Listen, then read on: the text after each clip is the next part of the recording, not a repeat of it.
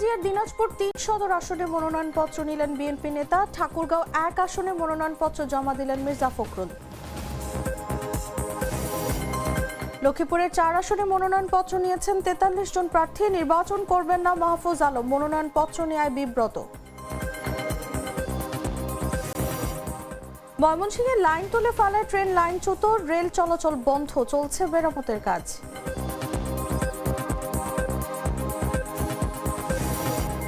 সিরাজগঞ্জে কলেজ শিক্ষার্থীকে প্রকাশ্যে কুপিয়ে হত্যা, জড়িতদের গ্রেফতারে জোরালো অভিযান চালাচ্ছে পুলিশ।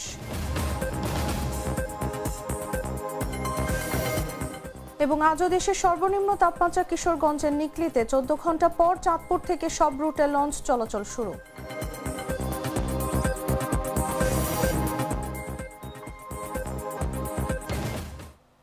এতক্ষণ শুনছিলেন সংবাদ শিরোনাম। দর্শক, আমন্ত্রণ দেশ জুড়ে সংবাদে, সাথে আছি আমি তসলিমা তিথি। তার চকলেটে একাকার হয়ে ওঠা প্রাণ লেয়ার সম্পর্কের মিষ্টি ম্যাজিক।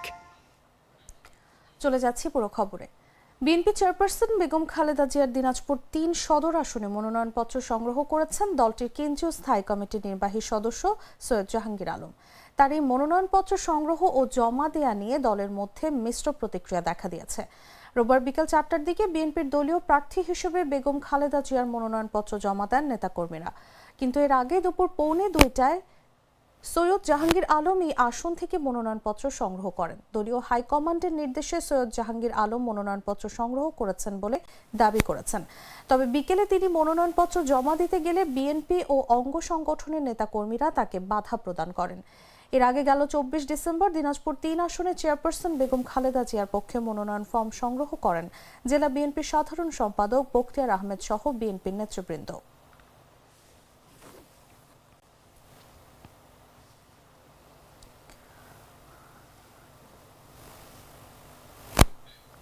ঠাকুরগাঁও ১ আসনে মনোনয়নপত্র জমা দিয়েছেন বিএনপির মহাসচিব মির্জা ফখরুল ইসলাম আলমগীর। এ সময় দলীয় মনোনয়ন দেয়ায় তারেক রহমানের প্রতি কৃতজ্ঞতা প্রকাশ করেন তিনি। সোমবার ঠাকুরগাঁও রিটার্নিং কর্মকর্তা ইশরাত জাহানের কাছে মনোনয়নপত্র জমা দেওয়ার পর সাংবাদিকদের প্রশ্নের জবাবে তিনি এমন মন্তব্য করেন। এ সময় ত্রয়োদশ জাতীয় সংসদ নির্বাচনে এই এলাকার জনগণের কাছে তাকে সমর্থনের অনুরোধ জানান মির্জা ফখরুল। এছাড়াও মানুষের কর্মসংস্থানকে সৃষ্টি, কৃষকদের সব সমস্যা সমাধানের প্রতিশ্রুতি দেন তিনি।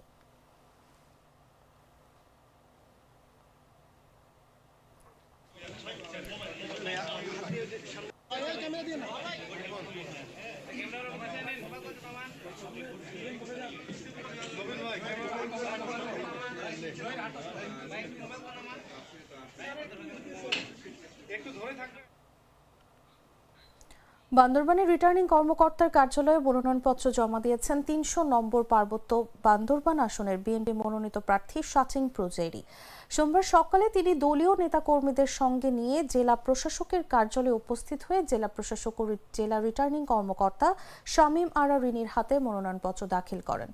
মনোনয়নপত্র জমা শেষে শাচিং প্রুজেরি বলেন, বান্দরবানের মানুষের অধিকার প্রতিষ্ঠা, উন্নয়ন এবং গণতন্ত্র পুনরুদ্ধারের লক্ষ্যে এই নির্বাচনে অংশ নিয়েছেন তিনি। সুষ্ঠু ও নিরপেক্ষ নির্বাচন অনুষ্ঠিত হলে জনগণ তার পক্ষে রায় দেবে বলেও আশা ব্যক্ত করেন তিনি। এদিকে বিএনপি মনোনয়ন শাচিং প্রুজেরি ছাড়াও জামায়াতে ইসলামী থেকে জেলা নায়েবে আমির অ্যাডভোকেট আবুল কালাম, ইসলামী আন্দোলন বাংলাদেশ থেকে জেলা শাখার সভাপতি মাওলানা মোহাম্মদ আবুল কালাম আজাদ, জাতীয় পার্টি থেকে কেন্দ্রীয় সাংগঠনিক সম্পাদক আবু জাফর মোহাম্মদ ওয়ালিউল্লাহ ও এনসিপি থেকে আবু সাইদ শাহ সুজাউদ্দিন মনোনয়নপত্র নিয়েছেন। তবে এখন পর্যন্ত মনোনয়নপত্র জমা দিয়েছেন কেবল বিএনপি প্রার্থী শাচিং প্রুজেরি।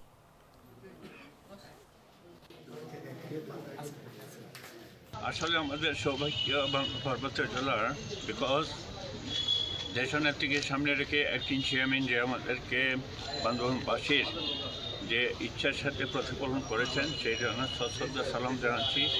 পাশাপাশি পার্বত্য জেলায় আমরা যে সকল জাতিসত্তা আছি সবাই মিলে সম্মিলিতভাবে আশা করি, আমরা দৃঢ়ভাবে বিশ্বাসী যে ধানের প্রতীককে একটা সম্মানজনকভাবে একটা ভালো পার্সেন্টেজ নিয়ে আমরা এই সিটটা উপহার দিতে পারবো। এই ব্যাপারে কোনো নিঃসন্দেহে আমরা সেটার ব্যাপারে আমরা দৃঢ়ভাবে বিশ্বাস করি এবং পাশাপাশি আমরা মনে করি আগামীতে বান্দরবান পার্বত্য জেলায় আনডাউটেডলি যে কোনো সমস্যাতে এখন মিডিয়া উইংটা অনেক বেশি রিসোর্সফুল, এবং আমরা আশা করি এই মিডিয়া উইং আরও বেশি বান্দরবানের আগামী দিনের সুন্দর সুশৃঙ্খল বান্দরবান এগিয়ে যাওয়ার ক্ষেত্রে সার্বিক।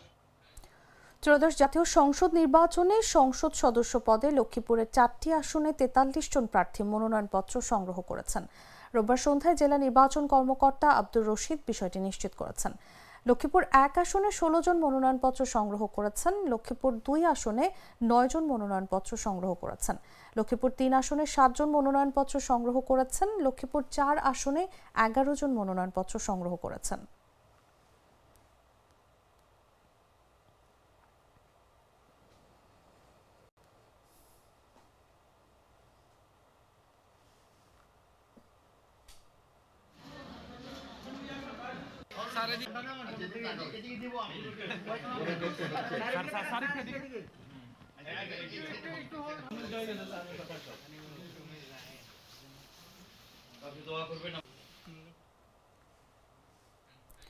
ত্রয়োদশ জাতীয় সংসদ নির্বাচনে লক্ষ্মীপুর 1 আসন থেকে সাবেক তথ্য উপদেষ্টা মাহফুজ আলমের নামে মনোনয়নপত্র সংগ্রহ করা হয়েছে। তবে এই ঘটনায় তিনি বিব্রত অবস্থায় পড়েছেন। তিনি নির্বাচন করবেন না এবং মনোনয়নপত্র জমা দেবেন না বলে জানিয়েছেন তার ভাই জাতীয় নাগরিক পার্টির কেন্দ্রীয় কমিটির যুগ্ম আহ্বায়ক মাহবুব আলম। রোববার রাত 12:30টার দিকে তিনি বিষয়টি নিশ্চিত করেছেন। একই আসন থেকে মাহবুব আলমও মনোনয়নপত্র সংগ্রহ করেছেন। মাহবুব বলেন, সাবেক তথ্য উপদেষ্টা মাহফুজ আলমের নামে কেউ একজন আবেগে পড়ে মনোনয়নপত্র নিয়েছেন। এতে মাহফুজের সম্মতি নেই। এই ঘটনায় তিনি বিব্রত। তিনি মনোনয়নপত্র জমা দেবেন না, নির্বাচনেও অংশ নেবেন না। ইসলামী সমমনা জোট থেকে এনসিপির হয়ে তিনি নির্বাচন করবেন বলে জানান মাহবুব। জেলা নির্বাচন কার্যালয় সূত্র জানায়, লক্ষ্মীপুর 1 আসন থেকে মাহফুজ ও মাহবুব ছাড়া আরও 14 প্রার্থী মনোনয়নপত্র সংগ্রহ করেছেন।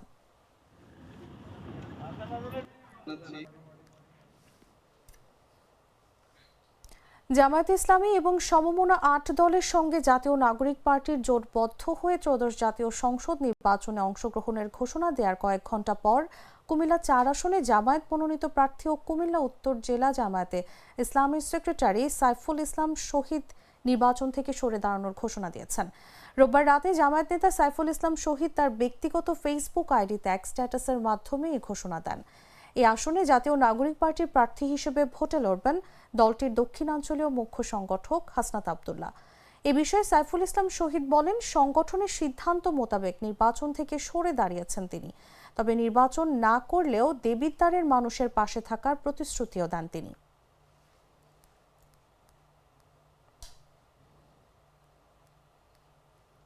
বাছাইকৃত লাল সরিষার দানা থেকে তৈরি হয় প্রাণ সরিষার তেল, আসল ঝাঁঝে আসল স্বাদে। ময়মনসিংহের গফরগাঁওয়ে রেল লাইন তুলে ফেলায় অগ্নিবীণা ট্রেন লাইনচ্যুত হয়েছে। এতে ঢাকা ময়মনসিংহ রুটে ট্রেন চলাচল বন্ধ হয়ে গেছে। সোমবার ভোর 5:30টার দিকে উপজেলার শালটিয়া মাঠখোলা এলাকায় এই ঘটনা ঘটে। গফরগাঁও রেলওয়ে ফাঁড়ির উপপরিদর্শক মোহাম্মদ গোলাম কিবরিয়া বলেন, ময়মনসিংহ থেকে ছেড়ে আসা যাত্রীবাহী আন্তনগর অগ্নিবীণা ট্রেনটি ঢাকায় যাচ্ছিল।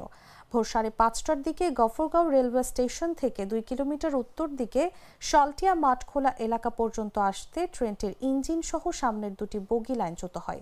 এতে ঢাকা ময়মনসিংহ রুটে ট্রেন চলাচল বন্ধ হয়ে যায়।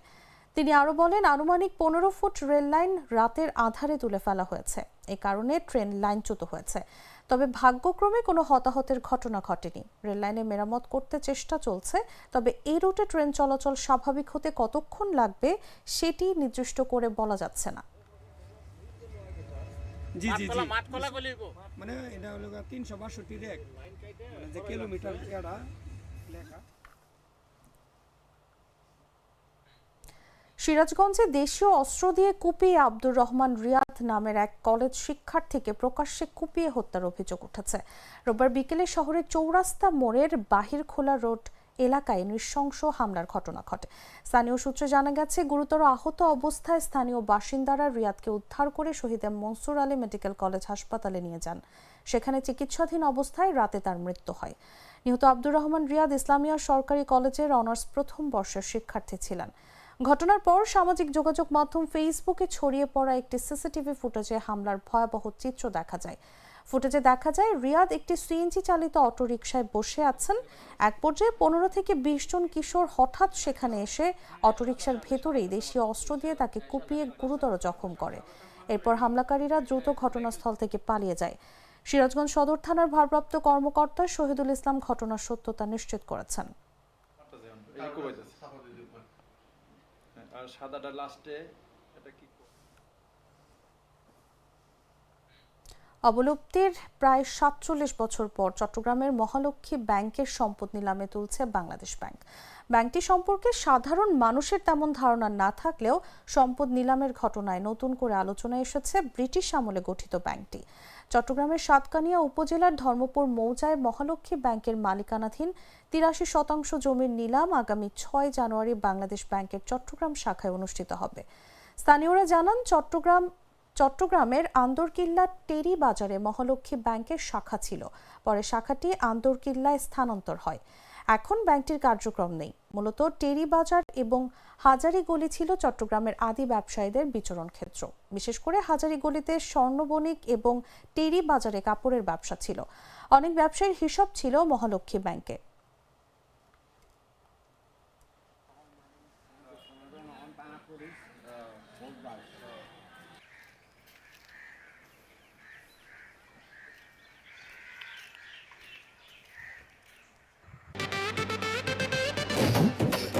একটা ড্রিঙ্কও আমারে দিবা?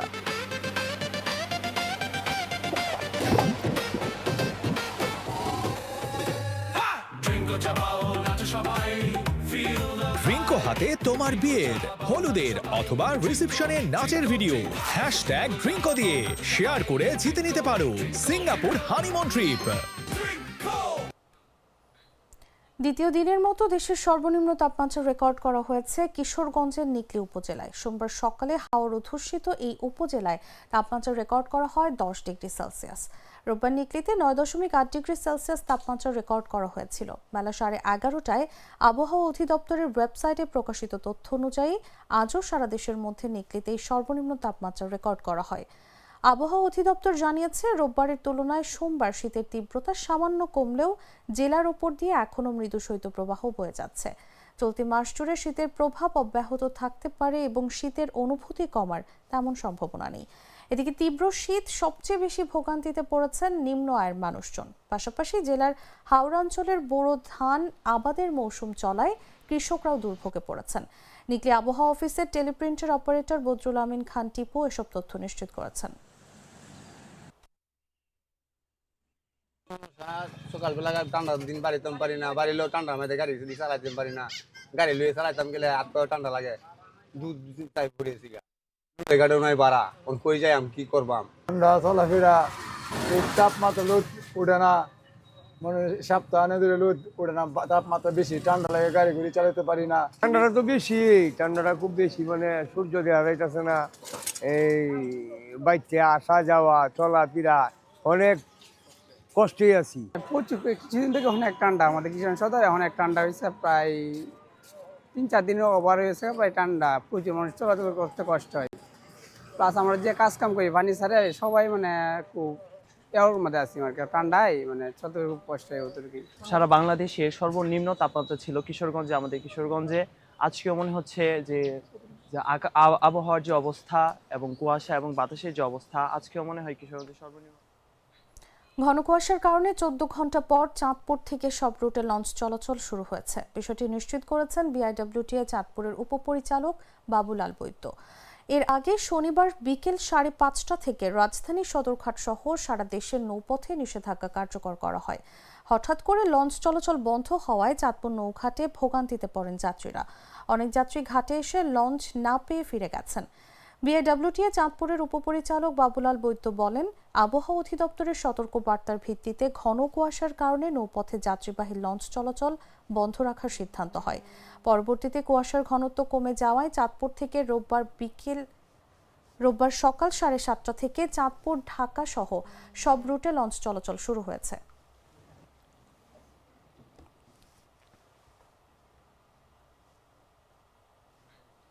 দর্শক, সংবাদ শেষ করার আগে শিরোনামগুলো জানিয়ে দিচ্ছি আরও একবার।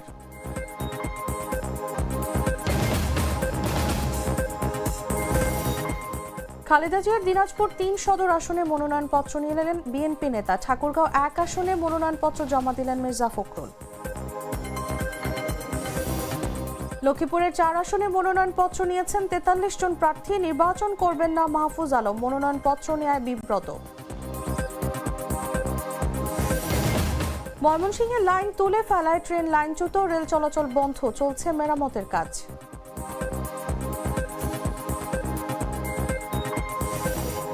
সিরাজগঞ্জে কলেজ শিক্ষার্থীকে প্রকাশ্যে কুপিয়ে হত্যা, জড়িতদের গ্রেফতারে জোরালো অভিযান চালাচ্ছে পুলিশ। এবং আজও দেশের সর্বনিম্ন তাপমাত্রা কিশোরগঞ্জের নিকলিতে, 14 ঘন্টা পর চাঁদপুর থেকে সব রুটে লঞ্চ চলাচল শুরু।